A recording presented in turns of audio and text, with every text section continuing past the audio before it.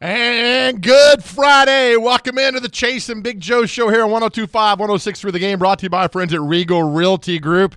We'll get you ready for the weekend. Trade deadline today. A lot of things happening, and we're glad you were along with the journey for us. Big Joe here alongside Dr. Crane, and working from the homestead today, the boss man, Chase McCabe. Chase, how are you, pal? I feel like Tony Romo, Jim. How can you sound worse than you sounded yesterday? What did you do? Well, I was, I think I screamed too loud for the Predators. It's weird. It goes in and out now. Yesterday That's was what a she lot. said. Go ahead. Yeah, yesterday was a lot more squeaky. It was like, Right. Hey, Mr. Werner. It was like that. But we're making it. But as I went throughout the day yesterday, it got better. So hopefully that happens again today. I'd like to know your definition of better. Man, I'm so sorry, buddy. It's okay. It's all right. Oh, so why? You know what's funny too? I have a few spots that I have to cut, but Right. it kind of varies when that happens. I got requests for a bunch of them yesterday, and I just go, I don't think that's going to be happening. You might need to give me a day or two. Oh, my goodness. What a night it was, though, last night in Nashville sports. You had Leo Messi over at Geodis Park. Dr. Crane, who won that game? It was a draw, 2-2. Okay. Nashville SC squandered a potential win. They should have won 3-1, in my opinion. Did Messi score? He did, and Luis Suarez. Oh, Messi did score. That's got to be kind of cool to see that. It was. Did you pretty start clapping when he scored? good. Absolutely not. That is the wrong protocol. My man. Wait, you had a little consternation. Can we get into that in a moment, or do you not want to? No, we'll Okay. keep it in-house. Okay. All right. Like the Titans, keep it in-house. Now all the people are like, what in the world happened? Now, Chase, you were at the Preds game last night, and you said that was one of the most electric environments. It was an awesome atmosphere. Philip Forsberg not only scored a hat trick, but if you go watch the replay of those 3 goals, it just once again proves why he's so freaking good. I mean, the hat trick goal was he basically just tucked it behind the goaltender in between the post and the pad, and I'm like, how in the hell did he get that in there? It was awesome. He had a top shelf where he just goes over the goaltender. It just shows you how skilled Philip is, and it was just a rocking atmosphere. They win again, starting a new winning streak, which is great, but continue the point streak. So 19 of their last 20 points, which is pretty awesome and has them in a great spot as the trade deadline is this afternoon. Oh, that's fantastic. You think about that. 19 of possible 20 points. And they left town 3 weeks ago after that just awful loss to the Dallas Stars. And now you look how well they've played. All right, so we have a few questions for today. We always like our audience. You guys are fantastic weighing in. And, one of them today was the trade deadline. And I was going to have a question. I said to you guys, what trade has devastated you growing up or lately, whatever? What trade devastated you?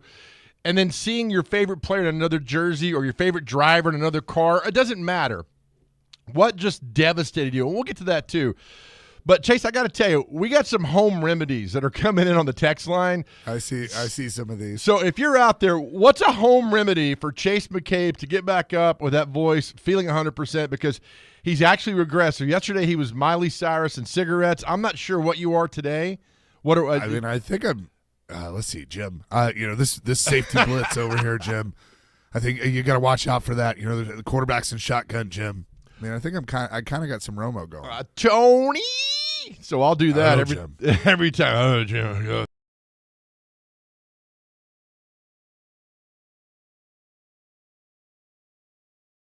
That's your Drew Barrymore? Have you watched that awful talk show? No, That's Drew but- Barrymore. That Oh, is boy. her. It is. How that is allowed, well, how I was allowed on TV, we'll never know. But how you're allowed on TV, we'll never know. yeah, How that's she's it. allowed on TV, we'll never know. Viking Matt It's called says, talent. That's why. there you go, buddy. Viking Matt on the text line, 615-737-1025, says, the old chaser needs some of Grandma's hot honey tea. When I was a kid and I was sick, my mother would give me straight, was it whiskey, I think it was? Dr. Crane, I'm talking about? Whiskey, honey, and tea. The hot toddy. Yeah. Yep. Yeah. And then she'd get mad when I would shake my glass. I'm like, hey, give me another. And then I was 5 and she spanked me. So that was, but no, I mean, that was the thing, was the remedy, was that the whiskey or the bourbon or whatever it was when you're a kid. Eric in Bellevue is telling me moonshine always helps. I'm not going to disagree with that. Moonshine always helps. That's, unless you get chased by the cops, and you'll start another NASCAR league right there. Exactly. It'll be Junior Johnson. As well, it goes on. Matt says the Predators traded the Yak. I'm completely heartbroken. Yakov Trenin was traded yesterday to the Colorado Avalanche. I like Yak. I've enjoyed watching him, kind of ascend to an NHL player. But, as Barry Trotz looks to the future, he knows that Zach LaRue is waiting in the wings, and that's an upgrade over Trenin. And so I think some of the moves you see, don't look at it as, losing a player now. It's more you're making room for the future.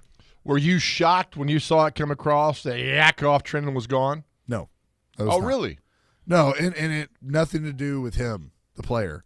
It made sense that he was probably not somebody they were going to re-sign, and go ahead and get something for him while you can, and then he now joins. I mean, obviously the Predators are a playoff team right now, and you never know what's going to happen, but he joins Colorado, who's a team in third place in the Central Division and a Cup contender. So wish him the best and see what happens. But no, I wasn't surprised.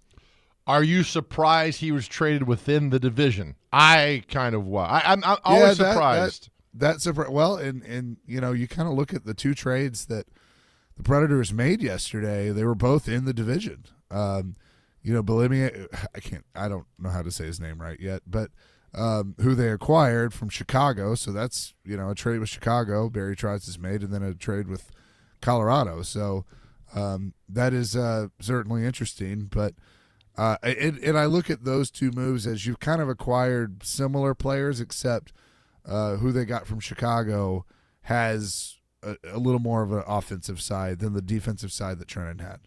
Well, interesting. So do you think there'll be more trades and things happening before this afternoon? I kind of feel like Anthony Beauvillier. I feel like that there probably is one more. Alex Carrier is going to be the one to watch because he's one of those, if you can re-sign him for the right deal for you, which I think he's probably wanting more than what the Predators are wanting to give him, and rightfully so, I get it. But if you're able to get him re-signed for the right deal, great. If you can't, then move him and get some assets for him, and then Stasny's ready to go, who's down in Milwaukee, has made a couple of appearances with the Predators. He's ready for the NHL. So that to me would be a very easy swap there. And then, obviously Tyson Barrie is the one that I think Barry Trotz is going to try and move before the day's over. It's clear that just hasn't been a fit. And, Tyson deserves to go somewhere where he can play, and the Predators deserve to get something in return. So my guess is Barry Trotz is not quite done yet. And if they add a forward for a cheap price, that wouldn't shock me either. All right, so we'll get back to this in a second, but people are weighing in. Chase, you're beloved, man. People want to help you out. John that. from Clarksville. Chase needs a Samuel Jackson beer. Best thing to get the taste of. Okay. I'll stop reading after that. Isn't that a Chappelle skit? I think it is. It sure is. Oh, my goodness. Hold on. One more that I saw in here about Chase. Brian says, if I had to choose between eating a bucket of feces or watching the Drew Barrymore show, that bucket would win. See, I told you guys. If it's on at 11 o'clock, don't watch it. Next thing you know, you're watching the whole hour and like, what happened to me? Bourbon, yeah, there you go. All right, so the other question we have for today, we're all across the board, but we want to have fun with you guys today, is a trade, because today's NHL trade deadline, a trade that devastated you and to see your favorite player on another team. And Benjamin says, easy answer for me, the A.J. Brown trade. But also Ekholm and Ellis getting traded from the Preds really sucked. Right move, but still core pieces of an awesome Preds team. You know what's funny about that, Chase, is when Ekholm did get traded, there was a lot of reaction. Look, he wasn't the biggest star on the team, Yeah. but a lot of people liked Matthias Ekholm, and also you look just like him. But it didn't. But it's so beloved, like Benjamin's talking about. I mean, it's a guy that he's not the best player on the ice every single night, but he was there and he worked his tail off. And when he got traded, a lot of people weren't happy about that. Yeah, Ekholm was, I think, the most underrated. One of the most underrated defensemen in the National Hockey League, because there was a time that you look at the defense core that the Predators had. Roman Josi was number 1, PK Subban was number 2, or maybe when Subban first got here, you looked at him as number 1, and then Ryan Ellis, and then it was Matthias Ekholm. But if you watch the games and you talk to people in the know around the league, they would always tell you, oh, you got to watch out for Ekholm. Ekholm is really, really good and doesn't get the credit that he deserves, and I think they've certainly missed that once he was gone. That one did hurt. That was a necessity. It was one that probably should have happened a couple of years earlier because of where his contract was, and you could have gotten more for him. But that one stung just because of the type of guy he is and how he really helped this team. Was he talking about Ellis? Is that Ryan Ellis? Yeah, Ryan Ellis. Okay, traded to Philadelphia. Is that where he went? Yeah, The yeah. Flyers. But I mean, like, I that was probably the right move too. George says, Chaser, let's not overthink this. Rest and fluids. Then he adds, bum when Gerard and Kamenev, how you say his name, went to Colorado and Oh, yeah. brought back tourists who they gave Nashville maybe 40 good games for ultimately being bought out as well. Is there one, Chaser, before we go to the break, is there one trade? I mean, I know you're a big NASCAR guy, or when a NASCAR driver goes for another team, is there one that sticks out with you, which just drove you insane that your favorite player, driver, whatever, was gone? Well, trade-wise, even though, again, it was the right move, when the Predators traded Shea Weber, that was tough. That was tough, both as a fan and then, becoming a media member that, had developed that relationship and everything. So when Shea got traded, that was a real tough one. NASCAR, I mean, the obvious one for me is, and obviously I got over it, but when Dale Jr. left his father's team and went to Rick Hendrick, that was a really weird and, just took a while for me and a lot of NASCAR fans to really digest. Understood it, totally understood it, but, everybody kind of had in their mind, oh, well, he's going to leave DEI, he's going to go to Childress, and he's going to drive the 3-car. Okay, that'll be great. That's fine. And nobody really, from a fan point of view, looked at it from his perspective in that, I don't want to do that. Like, he talked to Childress. It was close. He talked to Gibbs. But, him driving the 3-car was a pressure that he already had enough pressure. It was a pressure he didn't want. And he wanted to create his own legacy. And he had done that in the 8 and all of that. And so, but when he joined Hendrick, because it was always like Earnhardt versus Gordon or, Earnhardt Jr. versus Johnson.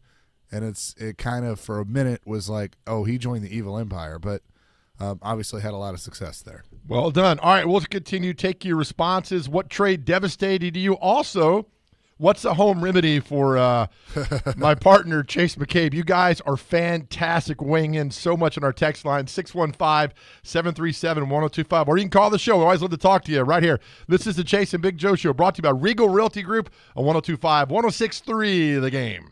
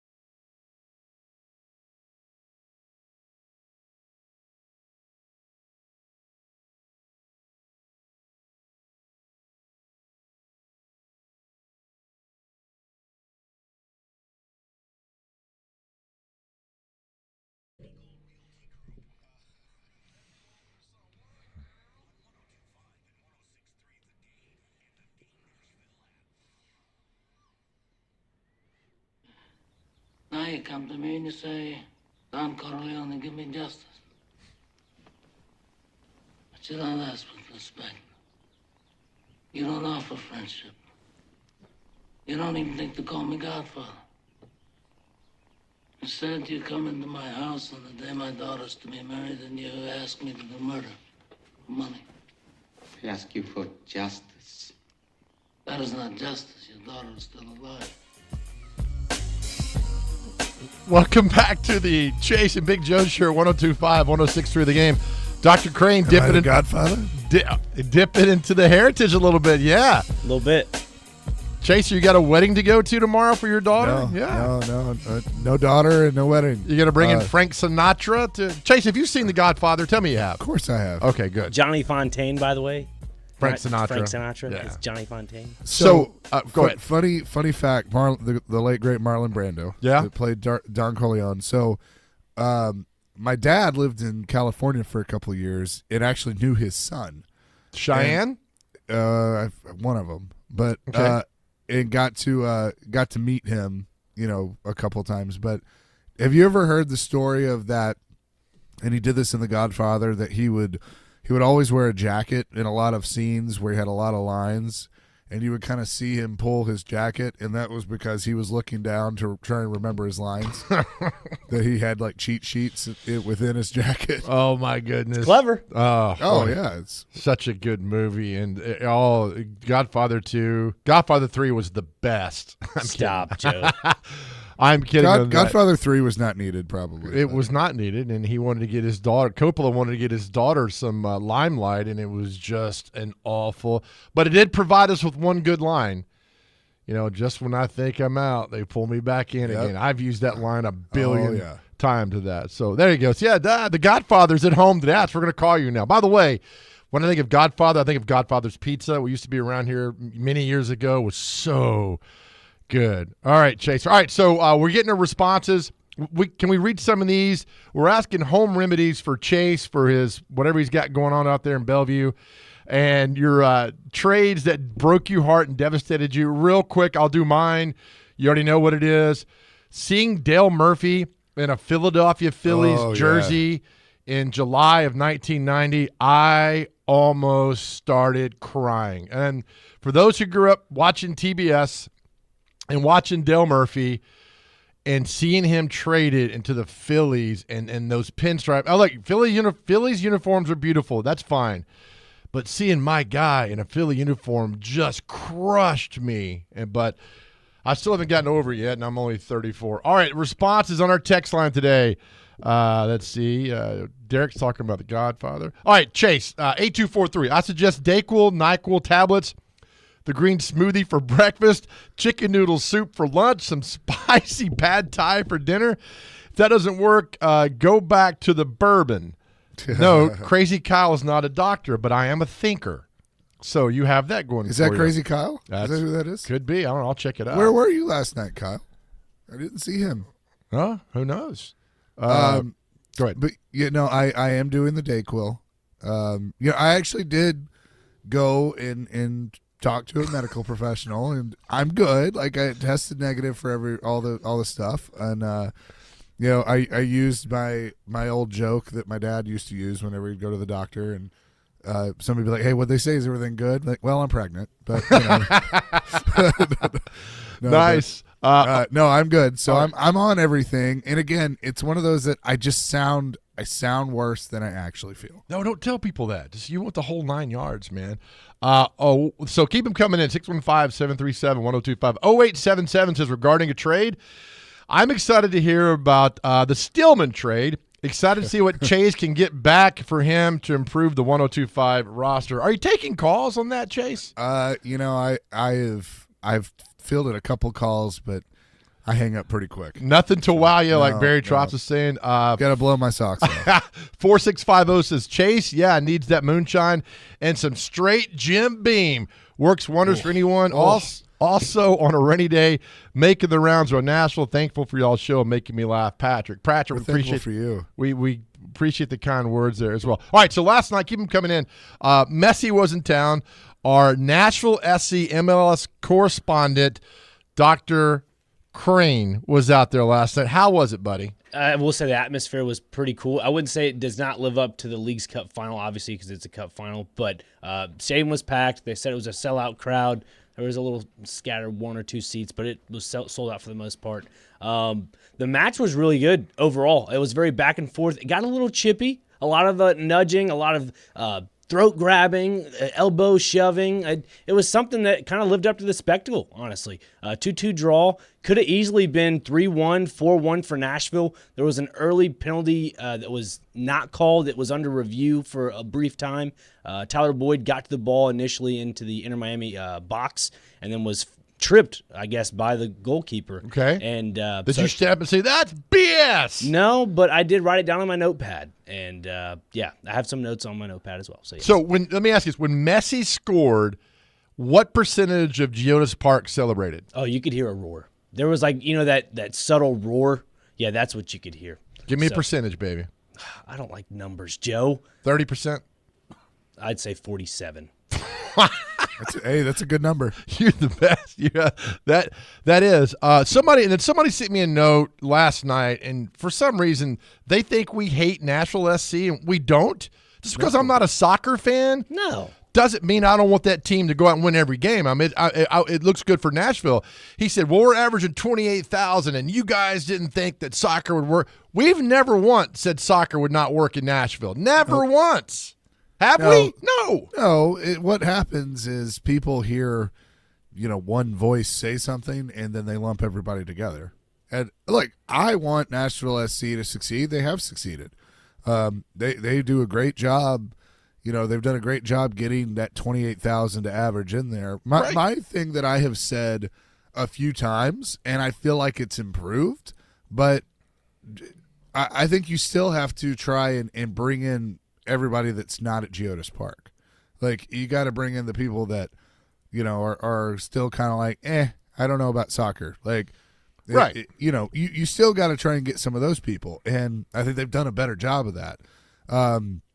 I didn't agree with some of the things, and again, I'm not an expert on it, but I rely on people like Dr. Crane. I didn't agree with some of the things that might have been, with the supporter section and get having some seats over there for anybody to come in. I know that's a sacred thing in soccer. But again, I'm going to reserve judgment from people that know more than I do.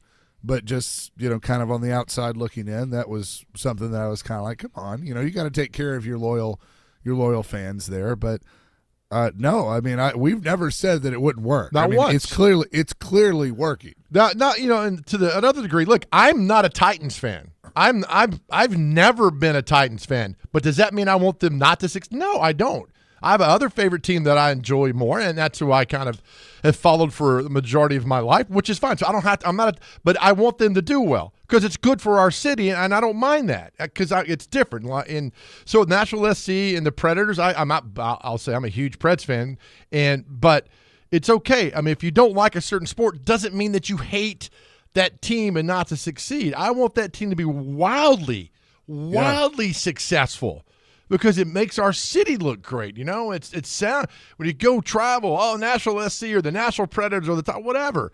So I like that, but just the whole, it's soccer. We're here to stay. Good. Yeah, I'm glad you're here to stay. I had so much fun a few years ago. I got an opportunity during COVID that I was engineering their games because we aired the games like at the a time. choo-choo. No, like the radio engineer, not a choo-choo engineer. And so I got to go and be in the stadium when there were no fans, but I was there to watch the games, and I was with great people like John Freeman and Wes Bowling and Kelly Glendenning, and then the TV guys and Jamie and Tony, and so I was educated. I got to learn about the game and how it works, and talk to Gary Smith and some of the people in the front office. And so that was big for me. And my takeaway was no, I know not everybody can do that. That obviously my job allowed me to do that, but that was educational for me to be around the team like that. And then I could talk about them more. And that that was when I was like, hey, they need to do more. And we talked about it. Like I talked about it with all those guys of there needs to be more of this education, kind of like the Preds did when the Preds first got here, of Pete and Terry holding like classes and like you'd hear on the broadcast where Crispy would explain what icing was. Like you kind of had to get to that level. I agree. That's not bad. We got a break here, but real quick, Crazy Kyle's weighed in. Says, Chaser, that was me.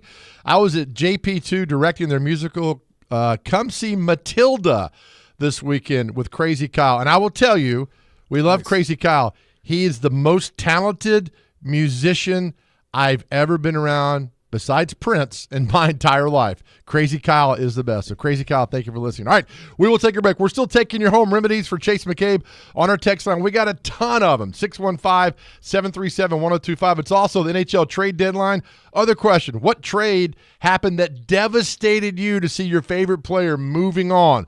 All that and more right here. Listen to the Chase and Big Joe Show, 102.5, 106.3, The Game.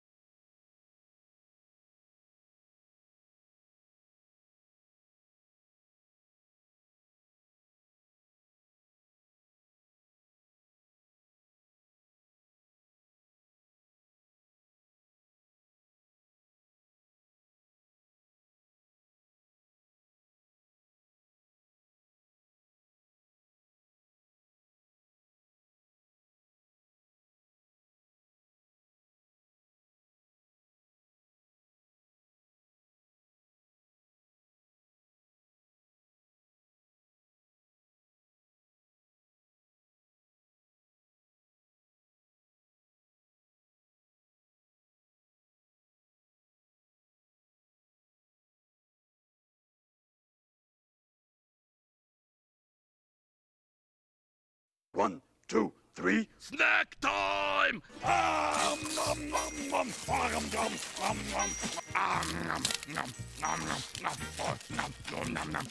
Cookie, cookie, cookie! Me love cookie! That is in honor of the great Chase McCabe, who we're trying to figure out who he sounds like today, and Cookie Monster's at the top of the list. As we hope Chase gets Yes, better. for Cookie. That's good enough for me. See, it doesn't require any talent to do that. You did it just fine. Welcome back to the Chase and Big Joe show here.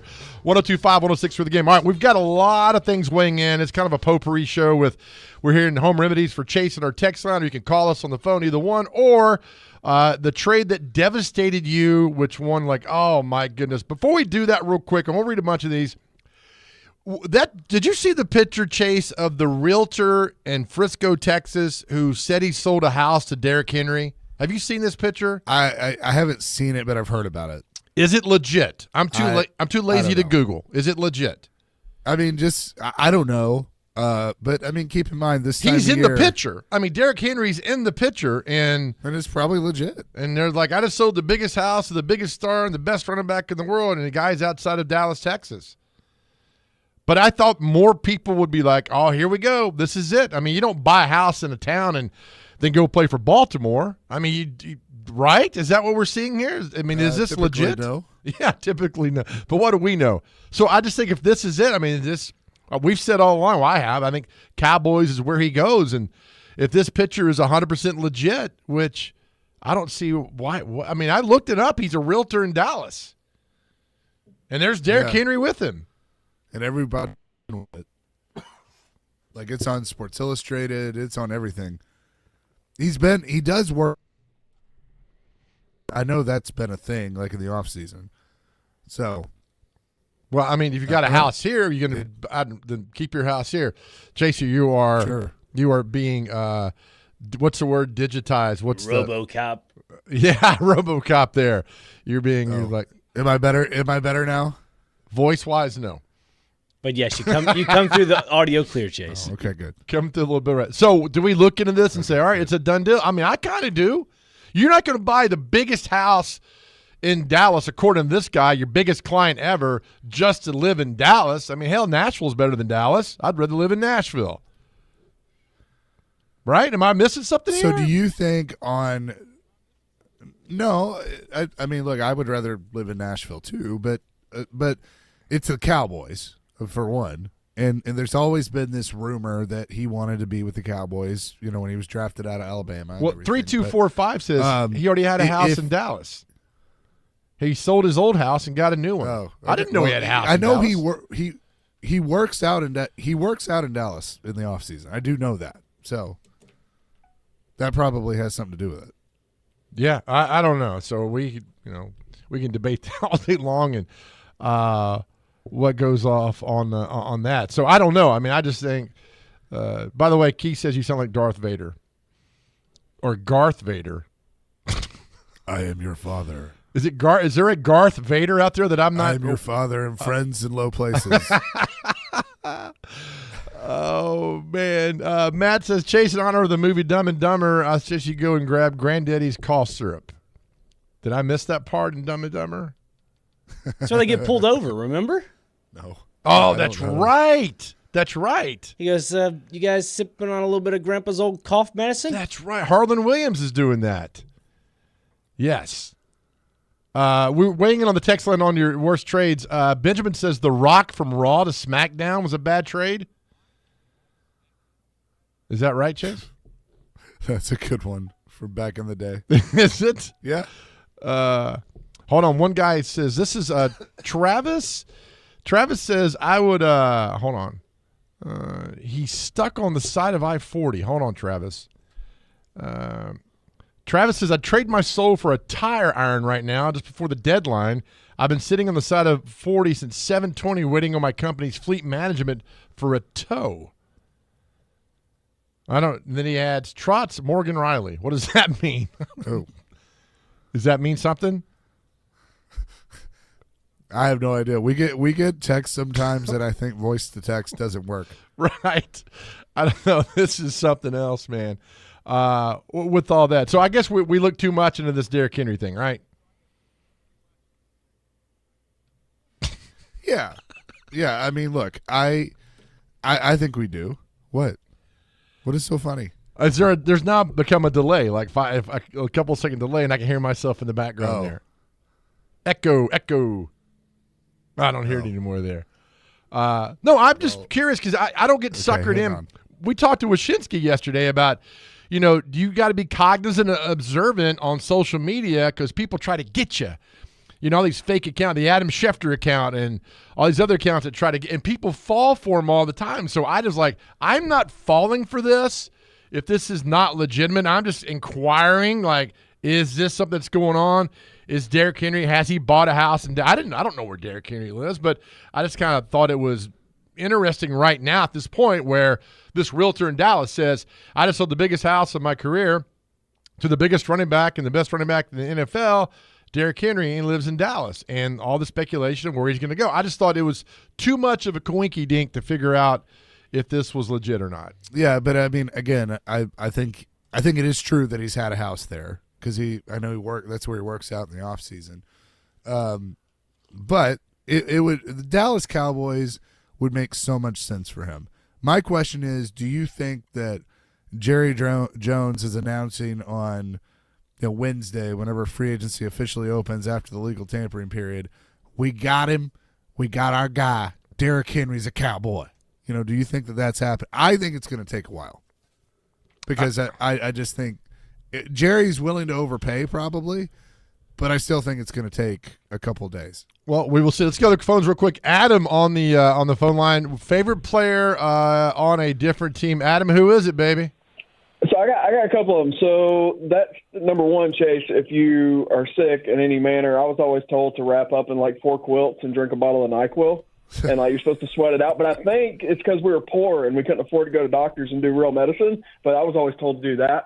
As far as the seeing players in other uniforms, it's not their fault. And I know these weren't all trades, but Steve McNair, Samari Rolle, and Derek Mason all being Ravens like that. I just couldn't stand to see it. It just always broke my heart because I hated Baltimore. I hated that team to the pit of my stomach, to my core. Brian Billick all the way through the lineup, Syracuse. I still can't talk about those guys without getting a little shaken. So seeing my favorite players over there still disrupts me. Let me, Adam, do you remember when the playoff game between the Ravens and the Titans in 2008 – and they had the Limelight had the Ravens party with Steve McNair over there? Golly, dude. It was on the news, man. That was awful, dude.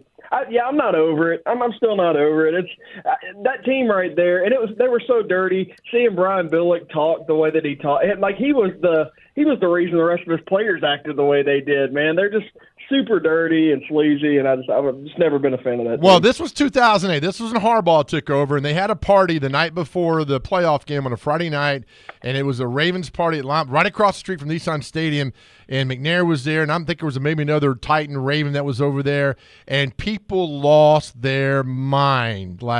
Here's our favorite quarterback, and now here's a Ravens party, and people just couldn't figure it out. I just remember that Friday night, and people, when I was working in TV, people were calling what is this? What's going on? I'm look, he's retired and do whatever he wants, right? You can support whatever you want to, but fans were hot, man, about that Joe, night. what I remember from that game, and a lot of people forget, was the Algie Crumpler fumbles, man. He kept fumbling at that game. Because I think it's 2 or 3 fumbles he had, one through the end zone. Yep. And then, of course, Baltimore, hemming up Chris Johnson and bending him in that pile, super cheap. And, that was just a sorry team, man. They were bad. That 2008 team was just as bad. I wish gambling was around then because when I was at Channel 2, we had sent down an advanced team 2 days before to Tampa to scout out hotel rooms and locations to do sports shows down there. And I was like, we shouldn't be doing this. And then the Titans lost, and then the Steelers ended up going to the Super Bowl, beating the Cardinals in a great Super Bowl. Adam, thanks, brother, as always. Yeah, buddy. Was McNair traded to Baltimore? I don't remember. I for some reason, I think that's what it ended up being, but I could be wrong. I'd have to go back. I can tell you this, one of the most memorable moments I'll ever have in radio was I was filling in for Jared with Floyd. It was the middle of COVID, middle of the summer, and I asked him, we were talking about young quarterbacks, and I said, was your plan originally to have Vince back up Steve? And he said yes, and he started telling the whole story of when he called Bud, and he said, I'll never forget calling Bud and saying, hey, your quarterback's here today, and Bud said, get him out of the building. Like get him out. I don't want him hurt. All that stuff. Oh yes, that's when they locked the door. He couldn't get in, right? And Floyd, hearing Floyd tell that story you could still hear it in his voice of just how emotional that was the hardest thing that he ever had to do. Can you imagine? Here's a guy that basically put that franchise on your back. You drafted him third in 1995, and he was everything. And then Floyd's got to go and say, hey, you got a second? And then to break that news to him was just, man, but we learn, and we've all learned it's a business, and it, up the higher up you go, probably the less they care, man. And that was something else. So that was tough. All right, we will take a break. This is the Chase and Big Joe Show. Still weighing in. You guys are great again. Home remedies for Chase. His voice is dropping out. He's Cookie Monster. He's everything. 615-737-1025. Top of the hour. Chris Sanders will join us. We got a lot of things coming ahead for you. A lot of fun on the show here. This is the Chase and Big Joe Show. 1025, 1063. The Game.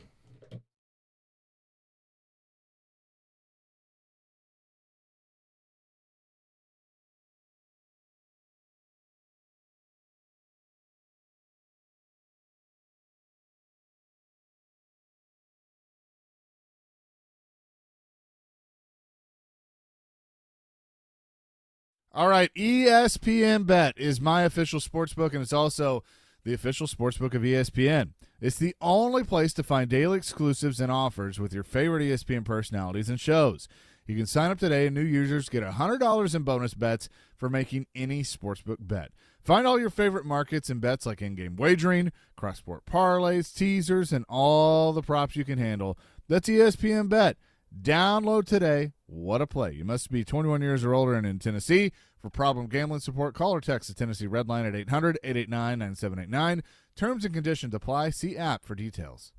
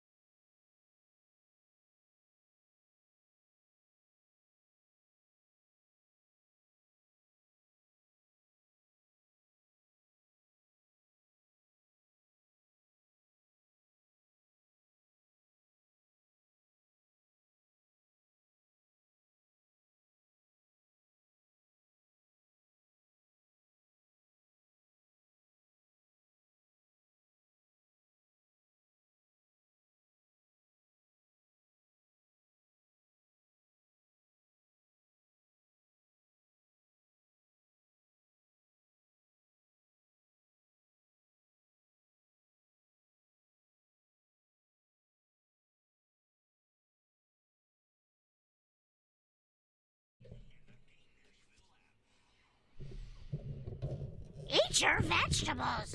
Take a sweater. I don't think that's a good idea. Take that, Mark. Blueberry.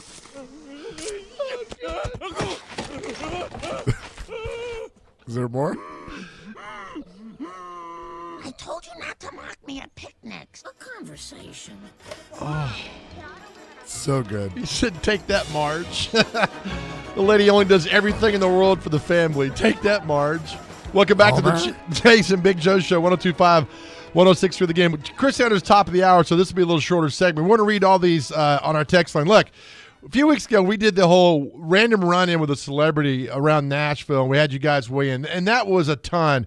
Chaser, I think we've topped it. I think we've hit a new level now for your home remedy on our text line because it is insane how many things are rolling in here. Let's read a few. I know. Jason says, boil a piece of ginger root with some water on the stove and put some honey and lemon juice for taste.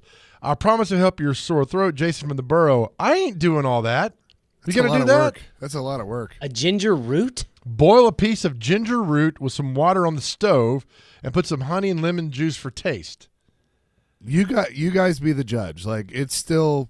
I'm not still doing that. It's I'd still rather pretty be- bad, but like it. I feel like from the start of the show to now, we've improved a little bit. I think when I walk into Kroger, I see ginger root out front. Like, you know, when you walk in, they have those Yeah, electronic how's she doors. doing? You know, I think she's doing all right. Ginger's doing pretty good. You Good. know, her You brother. dated a ginger root at one time, didn't you, Joe? Yeah, I think I did. Yeah. Did you really? What about Oh, a ginger beer? Pass No. on that. 1241 says if Chase was a northerner and truly cultured, he'd know about hot Verners. Cleared me up every time in my youth. That's Michigan in Murmuryboro. So how am I? How does me not knowing what that is make me not cultured? I don't. That's a great. I know what a point. hot toddy is. That's a southern remedy. Yeah, it is. But we got to get you better though, man. With all these, I'll say this, Chase, from my own personal experience. I know I've mentioned the butterscotch bourbon ice cream recipe before, but if you do mix the bourbon with the ice cream, it numbs your throat and it actually kind of helps you out a little bit. So just FYI. Yeah, I might have to do that. Do you? Some people wing and they want you to drink some sort of herbal tea. I'm not doing that either. I've been drinking some herbal tea. That's helped some. Huffy and Dixon, a good hot toddy always makes me feel better, sick or not. Chase, maybe that's what you need to do is a hot toddy today. Let's see. I need to look up how to make a hot toddy. I've never made one. Mark says, my wife makes me go to Starbucks and order a medicine ball when sick. It's a miracle drink. What the hell is a medicine ball? I know what it is at the gym that I can't pick up. Yeah, I don't Oh, know. here we go, Chaser. 1978. Chase, lemon tea with a half shot of Jack Daniel's honey will make you feel better, or you'll be buzzed. It works. That's basically a hot toddy, isn't it? Look it up, pal. I mean, you're the one. All right, hang on. You can do that there. Let's see some more. There's so many that came in. There's another one for NyQuil tablets. They'll help big time. Okay, you can do that. I'm not going through. I mean, but that's a lot of work with the ginger root and cooking it on the stove and all that. Yeah. I'm not doing that. Let's see that. On and on and on. Let's see more on the hot tea. More another hot toddy that's weighed in there as well. So this medicine ball, I just looked up the recipe. It's a Starbucks thing, but it is, excuse me, honey, fresh mint, and herbal tea, and a lime, or not a lime, a lemon. Okay. There's nothing special with that. Hey, we're nothing else but a show that can tell you how to get your voice better in some way. But if you're doing all these remedies and you're mixed, just stay at home. I mean, just don't sit on the couch, listen to us, have a good time, and just don't leave your house while those. But we got to get Chase something there as well. We'll go back. A lot of people weighed in on the Shea Weber trade when it happened, PK Subban in 2016. Do you remember what happened the next day after that? I mean, it was an awful week for us in not only Nashville, but the state of Tennessee. The Shea Weber PK Subban trade happened, and then the next day we got word that the great Pat Summitt had passed away. Oh, that's right. Yeah. So that was truly, Pat passing away was just awful. But you guys are weighing in and say that Shea Weber trade. I remember when I got that call. It's like, hey, Shea Weber's been traded, and they got PK Subban, and somebody from Canada called Channel 4 wanting me to come on the big network in Canada, whatever it is, and said Sportsnet or TSN? TSN, that was it, and said, can you talk hockey? I'm like, you guys have literally picked the worst guy to talk about this from a X's and O's on the ice standpoint. And the guy said, "We don't care. We just want somebody from Nashville." And I go on there to talk about Shea Weber, and as I do that, I'm living in an apartment down by the river, and for some reason, the neighbor's dog barks the entire time. I'm on my phone, and he barks the entire time that I'm on with TSN. So I'll never, ever forget that. But that's a trade. The Shea Weber trade is one where a lot of fans, I guess they were kind of taking – there had been speculation that was going to happen. But until it comes across and you see that your player is officially gone, then you're like, what in the world just happened? That's kind of the same thing, with A.J. Brown on draft night when that happened. I remember our friend Mike Keith, I was talking to him, and, it happened right before they picked, and he didn't mention it because he thought he got, somebody was like playing a trick on him. And then he said the reaction, everybody in the room was like, oh my gosh, what just happened? And that's one of those, luckily around Nashville, there haven't been too many big trades where we have sat down and said, oh no, I mean, there's a few here and there of your favorite player gone. But what was the player? I know if Robbie Stanley's listening, he could text in. What was the player, Chaser, that the Preds trade for? I think he played for Atlanta. This has been a while now. And they were going to ship him out when they got here, and they made him sit in a room at Bridgestone Arena. Oh, yeah. Do you remember that guy? If anybody knows him, acquired him and then traded him like a couple hours later. Yeah, and I remember he had to sit in a room, and we all walked by like it was like looking at the Mona Lisa. We weren't allowed in the room. I can't remember. We had to stare at him and like, what's going on? He didn't know what was going on because I'm not sure he knew he was getting traded back out again. I mean, it was. I felt sorry. I legitimately felt sorry for this professional athlete who did not know what was going on, sitting in a room at Bridgestone Arena, and nobody could talk to him, and all this speculation, what's going on. I mean, I was like, what in the world's happening here? And nobody was telling us what was going on. There were little rumors that are out there, and it was like, what is happening here with that? All right, Chase, we will take a break. That's 1 hour complete. Rest your voice, my man. Coming up next, Chris Sanders will join us. Forever Titans, we get ready for NFL free agency that's happening next week. A lot more things that are to come with the NFL and, of course, NHL trade deadline this afternoon. Anything breaks during the show, we'll bring it to you immediately. You're listening to the Chase and Big Joe Show, brought to you by Regal Realty Group, right here on 102.5, 106.3, The Game.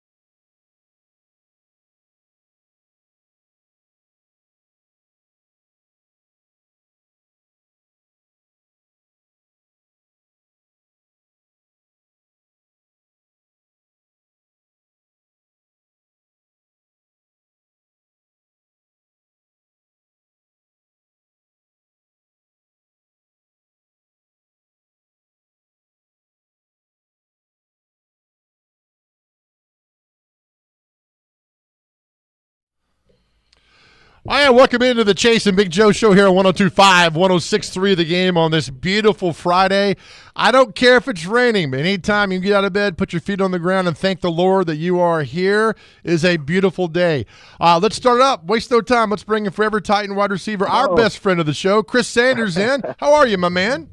Man, I'm doing good, man. I love your positivity. I love your energy because I sure do need it because me and my wife, we are in Las Vegas, and we already lost $400, so I'm upset right now. You brought some positivity. Just don't lose your kidney out there to pay for a debt, my man, if you don't mind. Recap, though. Run to the slot machines. Don't do like I did and come back with no voice. So, I lost that when I was out there. Man, it's crazy, man. I mean, when we landed, man, I wanted to play the slot machines, but then we didn't go to bed till maybe 2:30, 3 o'clock in the morning because we lost $400. So I'm still kind of mad right now. Well, there you go. Hey, listen, we'll talk free agency, but I want to talk about the draft coming up now. Going back to when you were coming out in the draft, like we're talking about Malik Neighbors and Marvin Harrison Jr. And now what people are doing is like, well, he's not good at this. He's not good at that. He can't do this. When you were coming out, did they start nitpicking you to a degree or like, come on, man? Oh, they did. And what it did is it gave me a chip on my shoulder because when I first came out, before I went to the combine and then I went to my individual workouts, the knock on me was, well, he doesn't have the numbers or he's a track guy trying to play football. So I'm not saying this to be mean, but I was a pissed-off receiver. When I say I was a pissed-off receiver, I wanted to show them that I could run routes. I wanted to show them that I can catch the ball well. So when I went to the combine, that's when I had a chance to show my talent. And then when the individual workouts, when I ran a 4.28, then it was like, whoa. And then all of a sudden I started running routes and doing my drills and getting out of my cuts. It really shut a lot of that stuff down. Yeah, so when I'm hearing all this that, Harrison can't do this and Neighbors can't do that, I'm like, here we go again. And we do it every year, don't we? We do it every year, but at the end of the day, I think as a general manager and as a head coach, I'm going to pick the kid that's best fit for my system. Yes, there's some receivers that need to learn a lot of things, but as the wide receiver coach, like Ty Tolbert for the Tennessee Titans, he's going to bring them in and develop it into the wide receivers that he's supposed to be. So, when you're coming out of college, you may not have everything together, and everybody tries to nitpick. But at the end of the day, if you come in, make plays, be coachable, and go out there and make some plays, I think you'll be a success in this league. Forever Titans wide receiver Chris Sanders with us on the Chase and Big Joe show. What's up, Big Chase? What's up? I'm powering through today, man. Powering through. You okay? I'm good. Yeah, I'm just no voice, but I'm powering through. You sound like Billy Ocean a little bit. So here's my question for you: with free agency, I feel like the defensive backs, it's a deep defensive back class when it comes to free agency. There's been several safeties released all over the league. Do you think this is the Titans' opportunity to find that corner that really good, maybe not a shutdown corner, but upgrade that position and do it through free agency? That way they can focus on the offensive side of the ball in the draft. 1,000%. Because if you look at the Tennessee Titans last year, look what was their Achilles heel on defense. It was the secondary. I mean, you don't know the situation with Caleb Farley. I mean, we have Christian Fuller and all those guys that were okay, but with the defense and the style they're trying to run now with Denard Wilson, they want to blitz. But on the back end, if you blitz, you better make sure you have some cover guys. So I don't know what they're going to try to do if they're going after Snead or whatever. But at the end of the day, you have to get some guys in here that's going to cover. Because if you look at the league right now, how it's evolving into a passing league. So if you don't have no guys that can cover, you can be a sitting duck each and every week. You need safety help. Do you think that they make a call to Kevin Byard now that he's available again? And do you think Kevin would want to go down that road? I don't think Kevin would want to go down that road because just a bad taste that was left in his mouth. And as a professional, he's not going to actually say that. But I think the way it was handled, I think he's a little bit upset because when you're talking about a guy that was still in his prime and still making plays and being a stand-up guy in the community and doing the right things, and all of a sudden you trade me, and even before that, you're talking about, releasing me when I don't even, or asking me to take a play cut, then you have a bad taste in your mouth. So I don't think that even if they tried to bring him in, I don't think that he would do that because I think it's a bad taste in his mouth. Talking to Forever Titans receiver Chris Sanders right here on the Chase and Big Joe show, 102.5, 106.3 The Game. All right, so free agency, you talking about that, talking about the draft that's going on right now. What's going through your mind if you did this, if you're Neighbors, if you're Harrison? Because, when you get selected where you go, I mean, your life changes in an instant. When you're drafted by the Houston Oilers, your life changed forever in an instant. What would you tell these guys? Just enjoy the ride right now? You know what? I'll sit them down and just be honest with you. And I will talk about the football stuff later. But the one thing I would tell these guys, sit them down and say, you know what? You got to make sure that you have a vision beyond football. I mean, it's fun and things like that, but you got to make sure that you're prepared outside of that. But then on the football side of that, I would sit them down and say, listen, this is a great opportunity. This is a great opportunity to set your family up for life, but also go and do the things that you dreamt about and then be the best that you can be. So when you have situations like that to where you can talk to guys like that, when they get done with football, they're going to be great at football and then also outside of that. So that's what I would really tell these guys. Absolutely. All right, so DeAndre Hopkins, Chris, had a tweet yesterday which made me laugh because when you athletes say you don't pay attention to the papers, reporters, we know that's a complete, absolute lie. And DeAndre Hopkins, when he says he doesn't pay, he's lying. So somebody tweeted out and said, when you combine the career receiving yards of DeAndre Hopkins and Tyreek Hill, the total's still less than Jerry Rice's. So DeAndre Hopkins comes out and says, I love all my 20 quarterbacks I played with, but if I had a Hall of Fame quarterback for most of my career, go ahead and let me shut up. Smart to go out that way and attack back, or just better to keep your mouth shut? No, I mean, it's kind of hard because, we lie and we say, well, I don't read the paper clippings. I don't read, TikTok and all that crazy stuff because we didn't have that back in the day. But we do read, and I'm going to give you a perfect example. When we were here with when we was playing at Vanderbilt, I hate to say this, but Parker Harsky said some things in the paper about me that I was kind of upset about, and I kind of went after him and said, man, why do you say that? So you just got to really be careful because at the end of the day, it's a business and people are going to say these things, but you have to be a professional. When I say be a professional, that even if somebody says something that you don't like or anybody discredits you, you just got to say, you know what, regardless of what they say, I know exactly who I am and I know my identity. That's how I should have handled it. Yeah, exactly. But it's a tired argument, and I get it. I mean, if Dave Craig was Jerry Rice's quarterback for 8 years, that stuff's not happening. And I understand, but I don't fault Jerry Rice because he had Joe Montana. It happened. Absolutely. But here's the thing. First of all, I don't think me and Dave Craig would have got along because he looks awful in his uniform, just like what we say all the time. He looks the worst. So first of all, we had to dress him before he came out the locker room. But just like that, I always say this. I played with some great quarterbacks. I played with Steve McNair. I played with Neil O'Donnell. I played with Chris Chandler. Those guys are great quarterbacks. But in the back of my mind, sometimes I'll be like, what if I was in a league or with a team that consistently plays consistently through the football? What would my career look like? So you have those questions, but at the end of the day, I played in the league for 8 years. I've done some great things. I made some great money. So, that's how I kind of handle the situation. But Chris, let me ask you this. Let's flip that for a second. If one of these receivers, like a Malik Neighbors or a Rome Odunze, probably not going to get Harrison, but one of those two, turns out to be a Randy Moss type, and I know there's no way to tell. Does that have the same effect on Will Levis as a Tom Brady and a Julian Edelman, or is it just the quarterback is so important that you cannot replicate that? Yeah, I mean, the quarterback position is so important. I mean, look at Tom Brady. I mean, look at his situation with the Patriots. I mean, he didn't have no big-name receivers when he won championships, and it just shows you that how important the quarterback is. Yeah, the receivers catch the ball. Yeah, they make plays and all that. That's absolutely outstanding. But if you don't have a quarterback that can't get you the ball, then you're just kind of going to be an average guy. Because if you look at our situation, we had some great receivers when I was with the Tennessee Titans. We had Kevin Dyson, who was great. We had Derek Mason, who should be a Hall of Famer. We had Yancey Thigpen. We had some other guys that were there, but we just wasn't a passing team. We were run first, then pass, so it didn't diminish that we were great wide receivers. Let me go back real quick. You talk about Kevin Dyson. I remember being over there in the 1998 draft. What was the scuttlebutt like, Chris? You're a receiver, and the best receiver that year was, no offense to Kevin Dyson, was Randy Moss. What were you hearing? Were you surprised when it came? I think you guys picked at 16, and it was Kevin Dyson and not Randy Moss.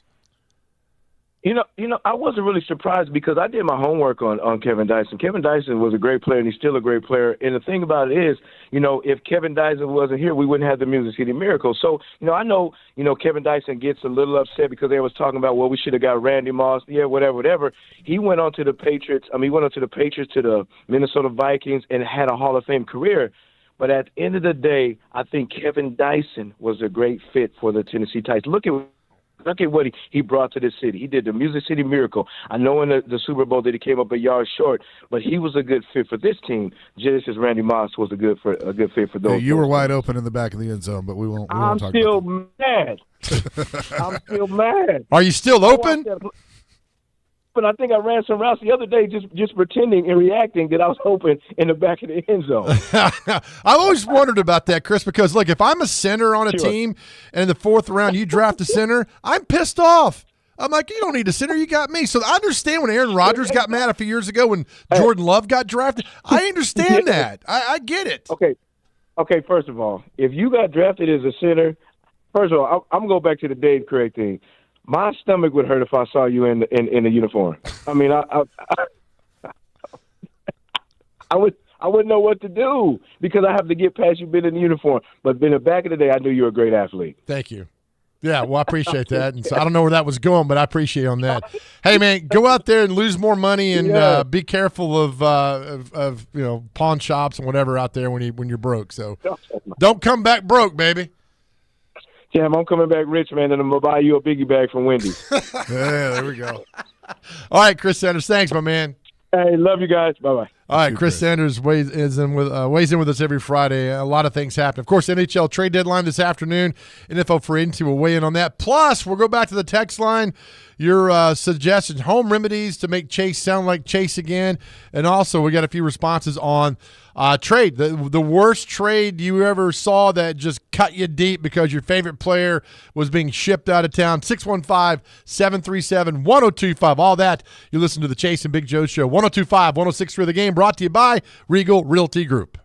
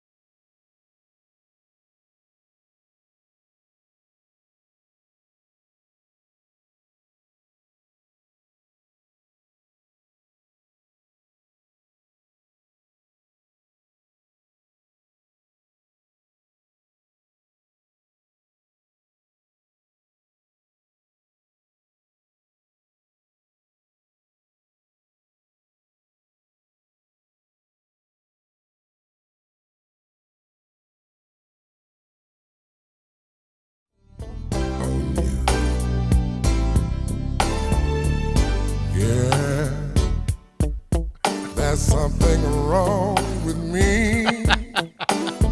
Every time I'm alone with you, you keep talking about you loving me.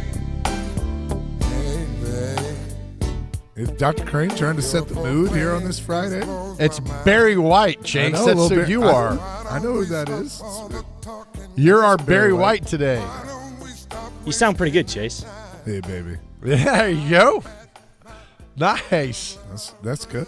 Welcome back to the Chase and Big Joe Show. 102.5, 106.3 the game. 106.3 the game. Brought to you by Regal Realty Group as well. Anything happening? Like we said, we'll bring you the anything happening NHL trade deadline today. Yakov Trinon traded yesterday. Chase, you said you were not surprised he was shipped out of town. No, I was not. But I feel like that's where a Carrier move could come. I'm not going to be shocked either way if he's traded or if he stays. But, Yakov Trenin, it didn't surprise me because I know that his replacement's on the way with Zach LaRue down in Milwaukee. Couple of updates here. The Columbus Blue Jackets and the St. Louis Blues have had a trade. Goaltender Malcolm Subban, PK's younger brother, has been traded to Columbus for future considerations, that going back to St. Louis. So Jordan Eberle has re-signed in Seattle, 2 years at $4.75 million. So that was kind of an interesting one. He was a name that was on the market, but he's re-signed. Elliot Friedman reporting that Washington and Carolina have been discussing an Evgeny Kuznetsov deal. Not sure how it will work, but it's been moving along. This looks like it's going to happen, but nothing finalized yet. Well, we got to make it. I always love the future considerations. I mean, what is that? I mean, is it? I'd be funny like future considerations, and if I'm the GM, it's like we'll figure it out later on, and then later on I send them a box of donuts from Dunkin' Donuts. Here you go. I mean, there's your future considerations. There's so much that goes into this besides picking up a phone call and say, hey, we want this player, we'll take that player. All right, take care. I mean, so much inside that's got to happen and go on and paperwork and all that would drive me insane. Oh, yeah. No, I know. Future considerations, though, whenever I see that kind of translates to a bag of pucks. That's kind of how I look at that. We were talking earlier about trades and that have devastated you or guys that are moving on. We got a lot of people that weighed in on the Mookie Betts leaving Boston for the Dodgers. And didn't the Red Sox come out or somebody in the front office and say, yeah, that was our bad. We really messed up on that one. And they did. Yeah. Yeah, that's a good one. It was between, I think, Mookie Betts and Xander Bogaerts at the time, and they chose to hold on to Xander Bogaerts.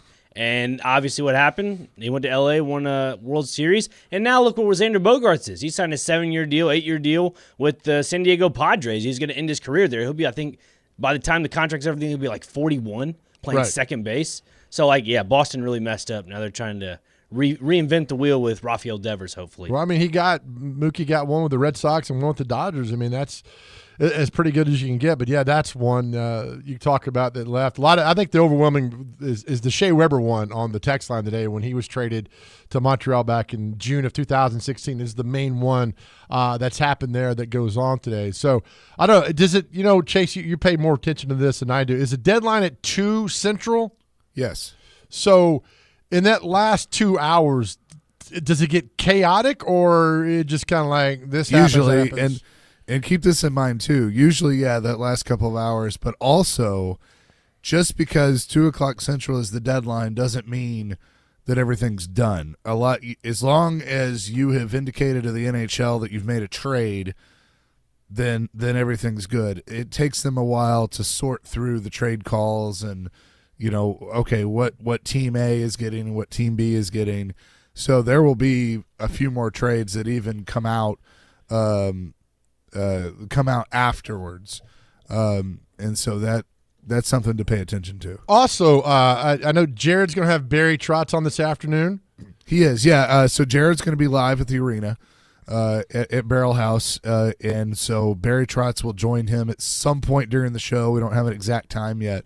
To discuss the Preds moves that they've made to this point and even the ones that they don't make. Right. So, you know what I love about this? I mean, how many – I probably don't know this, but how many GMs, if any, whatever, are going to sit down after the trade deadline, and it's more like an analyst as well. I mean, he's probably going to tell you what's happening around the league.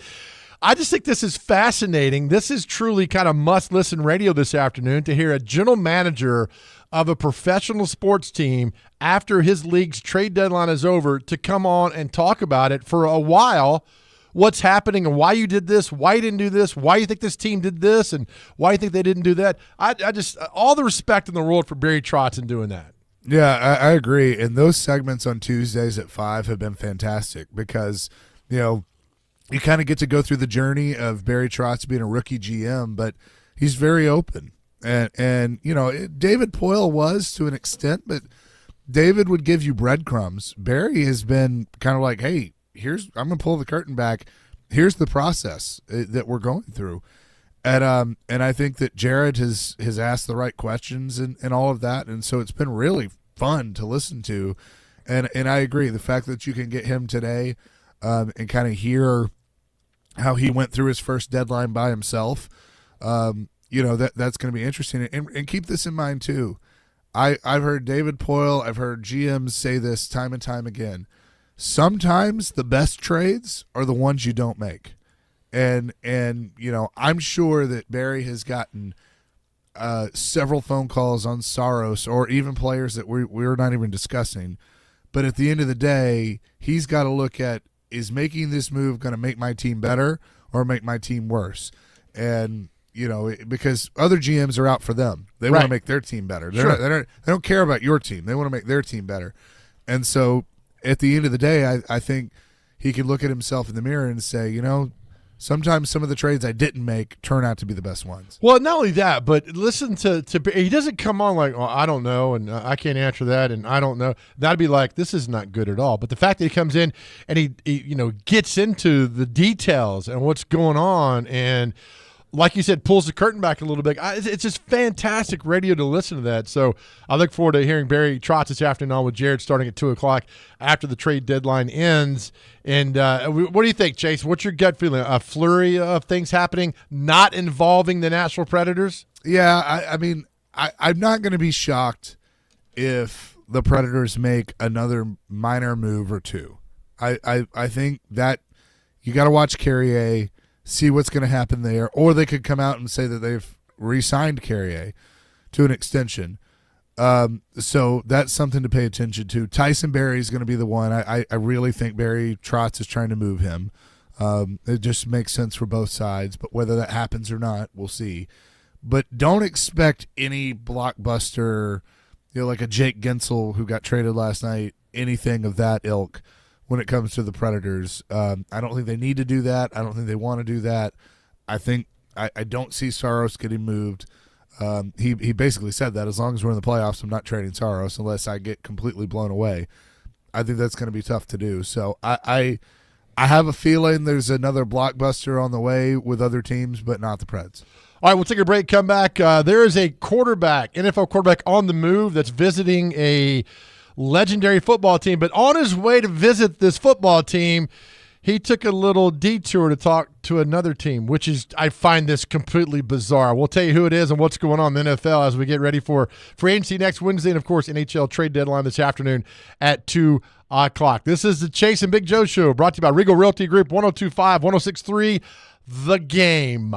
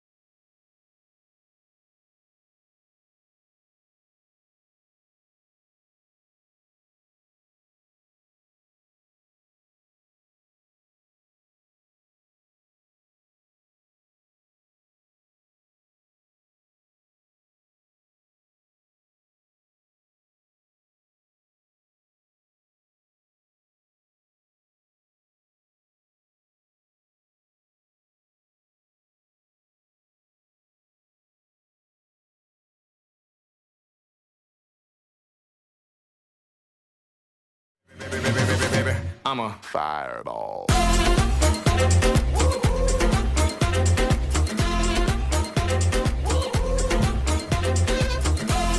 All right, welcome back to the Chase and Big Joe Show. We got to change the vibe, man. It's dreary outside.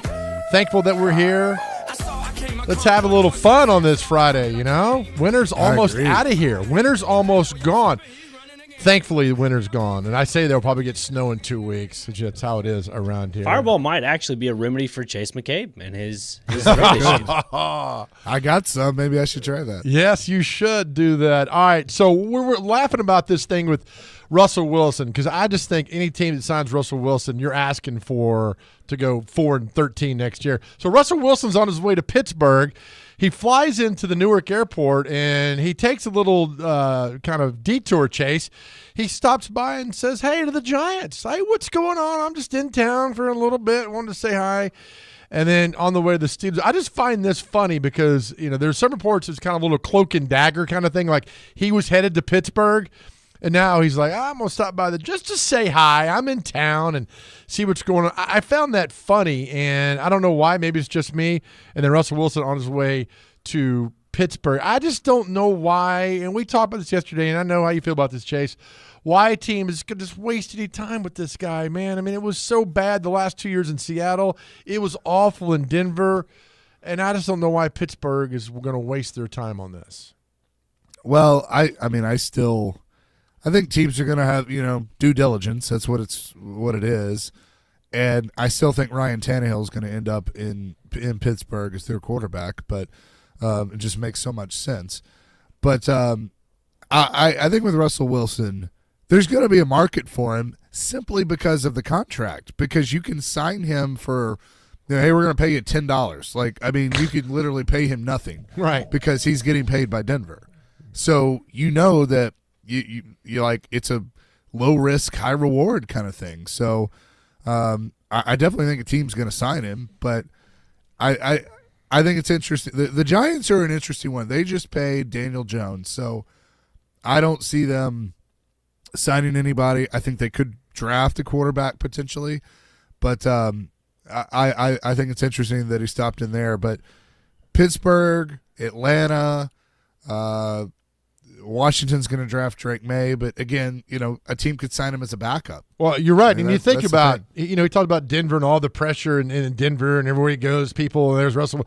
You think that's not going to be the way in Pittsburgh? I mean, that town is Steelers. I mean, I know you got the Pirates and the Penguins there, but that's the Steelers town. I mean, being under a microscope under the Pittsburgh Steelers, you better be ready to play if you go there for all that. Real quick, the Todd Archer from ESPN says the Dallas Cowboys have reworked the contract for all-pro right guard Zach Martin to open up salary cap space this year and potentially allow them to spread a cap hit over 2025. I don't know all that cap nonsense, on and on and on, but they says it's freed up some cap space, so when they sign Derrick Henry next week, he'll be good to go with the Dallas Cowboys. Now, we laugh about this. You're a huge Cowboy fan, and I said a few weeks ago, man, to watch him on that field wearing number 22, and you were like, he ain't going to be wearing 22. No, he'll be in number 2. Yeah, and I was like, what? And so I'm so stupid, and I forgot that Emmitt Smith is retired number 22 there. But Chase, I mean, you're a Dallas Cowboys fan. I mean, for some reason, the more I think about it, what a great fit, because Jerry Jones was going to want to make that splash, and signing Derrick Henry is the biggest splash you could make next Wednesday. Yeah, for them it probably would be. So I mean, I'd be fine with it. Like, for me, if he doesn't come back here, and I know he's going to go to my other team in Dallas, that that would certainly be cool to see. Now, it didn't work out with Eddie, but that doesn't mean it's not going to work out with Derek. And I think he'd fit that team. They obviously, Dak needs weapons around him, and if you're in the red zone and you got Derrick Henry, plus keep in mind some of the trick plays that they ran with him, where he's throwing the ball too. Then can you imagine, running wildcat and Dak goes out wide and catches a pass from Derrick Henry? Yeah, that absolutely, could totally happen. To me, this is a no-brainer. I mean, there is very little negative in not signing Derrick Henry if you are the Dallas Cowboys. Very little negative on this. Sign him get the publicity and roll with it for a couple of years. Like it was at the gym this morning, I was watching ESPN, and there it was about Derrick Henry was kind of the lead story about where he's going to land, what's going to happen with him. And so I think I'll be shocked if he goes any place else. I mean, we were talking yesterday. I mean, if Ian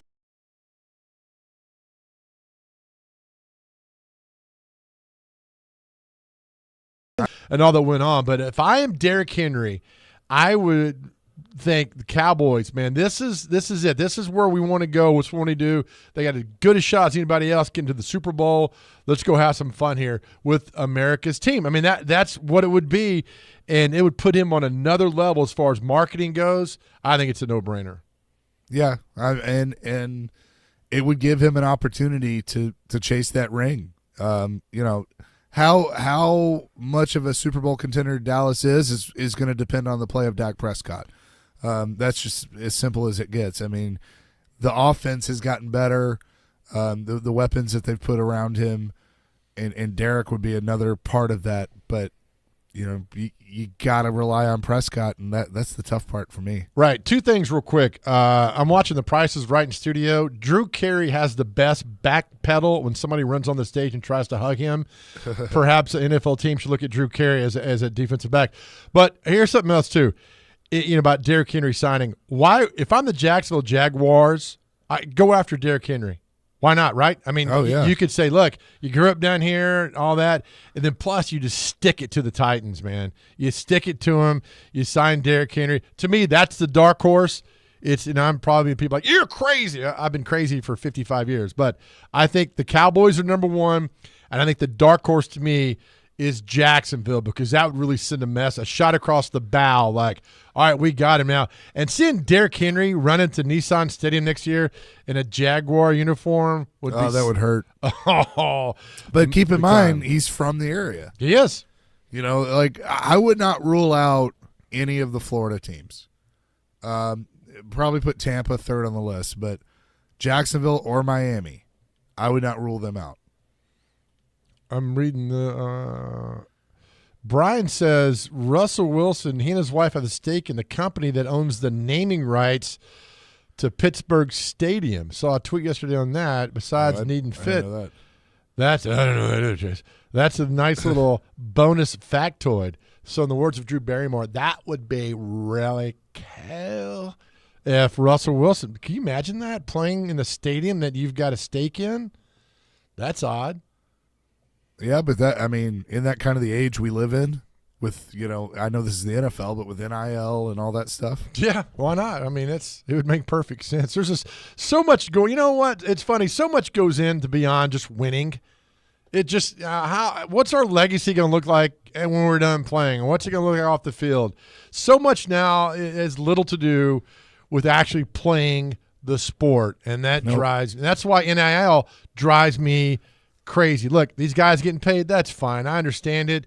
But so little is talked about what happens on the field, and that makes me a little insane. Hey, real quick, I know, and it does me too, but I know we're about to talk to Sean Henry. Ryan McGee, I just retweeted it. Ryan McGee has a fantastic article on ESPN.com about Coach Mike Leach in Key West. And you and I went to Key West. It was my first trip to Key West when we went down to Miami to cover the Monday Night Football game, and saw the bar stools with Mike Leach's name on it and Jimmy Buffett and stuff hanging up. It is a fantastic read that Ryan McGee's put out there. So just go check that out. Do you remember? Oh, it is. I tell you, Key West is the best place on earth. You remember the 4 stools that are hanging up there? So, I think they're 5, I think now. Yeah, Mike Leach is one of them. JFK 2, Hemingway 3, Buffett 4, and who am I forgetting? Was Truman? With Truman Capote, I think it was. Yeah. Was the 5th one. I think that's right. I know the 4 are correct. I think the last one's right there. Yeah, so Captain Tony's. It's the original, the bar down there. So go down there. We had a great time. And Saturday would be Mike Leach's 63rd birthday. Legend. Absolute legend. All right, we'll take a break. The great Sean Henry, who is on a road trip to someplace really cool. We'll talk to Sean Henry next for the Nashville Predators. That's all live right here on the Chasing Big Joe Show, brought to you by Regal Realty Group, 102.5, 106.3 The Game.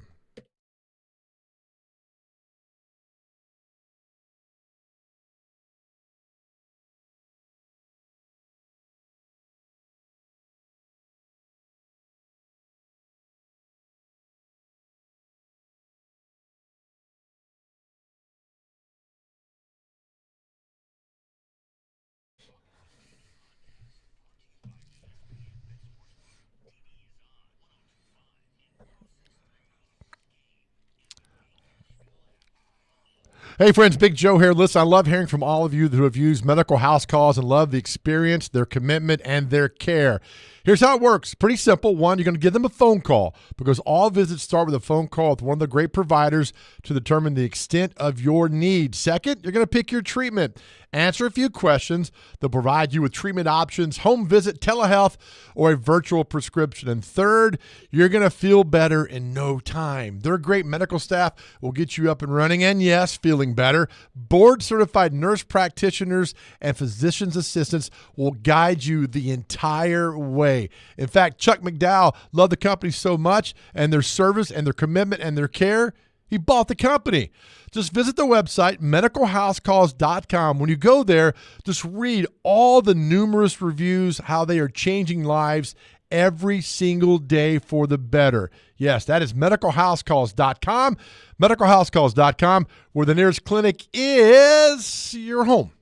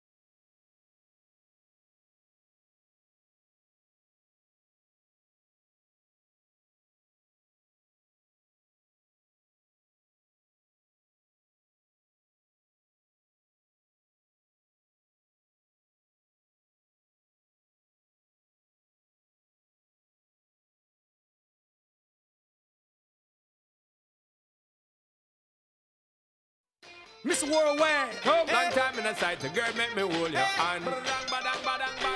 SPZ, yeah, we are the girl, them done. Yeah, we're having a good time here on the Chase and Big Joe Show, 102.5, 106 through the game, because it is dreary outside, but it's happy, fun time inside. I want you guys to have a great weekend. All right, without further ado, let's head down to sunny South Florida and bring in our best friend, Sean Henry, who is down there. Sean, why are you down in Tampa?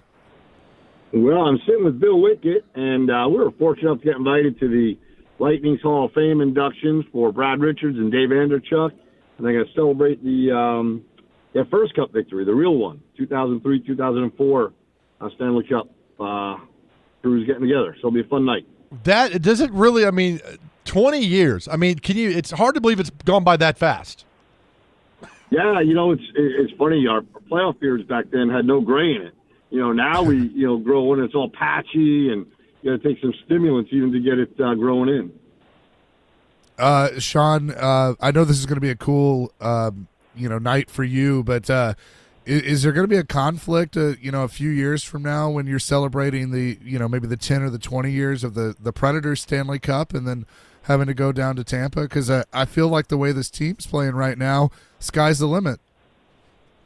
Hey, Joe, do you have Laura McCall sitting with you tonight? Is that who that is? I was screaming too loud after Phillips' hat trick last night. We'll just go with that. I'll tell you, now, if we're fortunate enough to win a cup or 2 or 3 or 8, there is no conflict at all. The memories from 03-04 are magical, and the bonds you make are forever. But let's face it, we win a cup in Nashville, the memories we'll make with that parade and what's going to happen down Broadway and throughout the city and partying in the Parthenon or at your house maybe even. Same thing. The memories are absolutely forever. For me and Bill, probably a little bit more special because we each have a child that wasn't born back then, and their older siblings beat up on them for not being a cup winner. Oh, that's crazy. So today is trade deadline day. As the CEO, what is your role? I made the joke that you go and pick guys up from the airport, but what is your role during deadline day? Well, we don't want to. Obviously, we don't want anything to leak, but maybe that's why we're down here too, snatching up a few guys, drive them back to Smashville.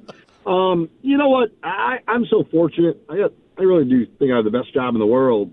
When you work with a guy like Barry Trotz, and you have the 3 AGMs that we have, and Jeff, Scott, and Brian, and then the pro scouts, which really prepare for the trade deadline and beyond, you just kind of get a chance to sit there or get a recap. And Barry and I normally start our morning talking to each other and 2 or 3 times during the day and then close the day with it. But I'm always amazed at how every single contingency is thought about and planned for. Maybe a guy didn't go that you thought was going to, or maybe certain things switched, or a team you thought was going to be out of it climbed back into it, like us, if you will, just over the past 2 weeks. But there's not a player, right on down to the juniors, that they're not prepared to discuss. And I think yesterday was a good example of that. When we swapped D-men prospects, our guys were so layered and ready for every possible scenario with every team that they even knew that there was a guy in juniors that they wanted to get in that deal. So for me, it's just a lot of soundboarding, probably more than anything else, understanding what we're doing, how we're doing it. But when Barry laid out his mission to all of us about a year ago and then updated it, in springtime and preseason and throughout the year, it's just a lot of fun to see that planning come to life and together. Yeah, and you mentioned that mission, and one thing that we've been so fortunate to have is Barry going on with Jared every week, and we've gotten to hear that mission evolve, as the season's gone on, because obviously the play is going to dictate kind of where things go. But I know that trades and the deadline, they're not easy because you're affecting somebody's life. Like you look at Yakov Trenin, who's been a key part of this team for the last few years. He gets moved to Colorado, but it's also looking ahead to the future and knowing that there are guys in Milwaukee that you have to make room for at some point. So how hard is it to kind of to balance that and separate the human side, but also knowing that you got a mission, like the word you use, that you have to fulfill when it comes to what Barry wants this team to look like in a year from now or 2 years from now? Well, it's funny. You just laid it out well. There's the personal side, there's the talent side, and then when you are going to make the playoffs, it's how do you improve today while also improving for tomorrow? And, if you're feeling a little bit better about your chance of getting the Stanley Cup, you go at it a little bit harder. But at the same time, you want to make sure that your coaching staff and your administration staff, Barry and the AGMs, they're talking to the guys that could be involved in a trade. Because you don't want things to be a shock. And that's the type of team we want to be. We want to be the type of team that, people recognize there's a business side of it, but you don't have to be cold when you use that as a reason. Like, that's the business side. There is the personal side. And you look at the rapport Barry has with his players from the day one here or his stints in Washington or the Island, and look at the number of guys that want to play back in the organization that he created. And part of that is he's very aware of the fact that when you trade a guy, you're upsetting a lot of things. Himself, maybe his wife, his family, if they have kids, and you want to make sure they're prepared for it. And it's not just at 4 o'clock, hey, sayonara, buddy. And that's what's also impressive about how Barry works and the culture that he's built.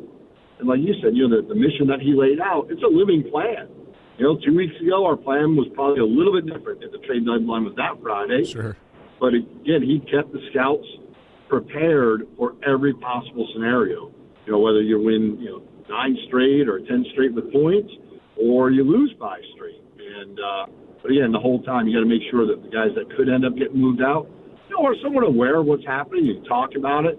I know some teams just hide the elephant in the room, and I think that's kind of destructive. And that's why in and around the trade deadline, the past few years with that philosophy, the teams kind of flourished coming out of it.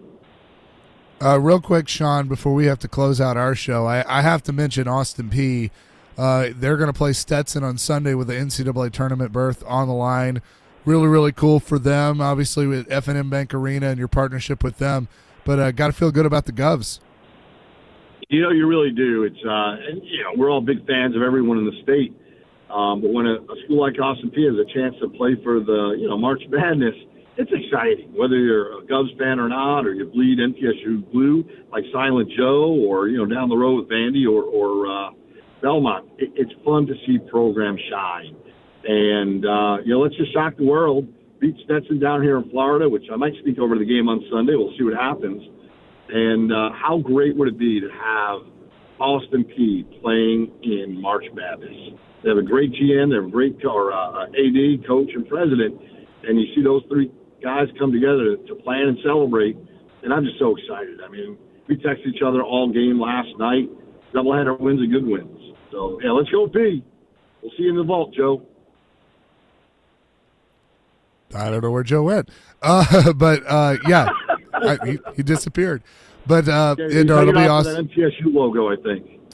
Something like that. But it'll be awesome to see if the Predators can. You started a new win streak last night, so hopefully that can continue. The point streak continues, and see what happens with Austin Peay as well.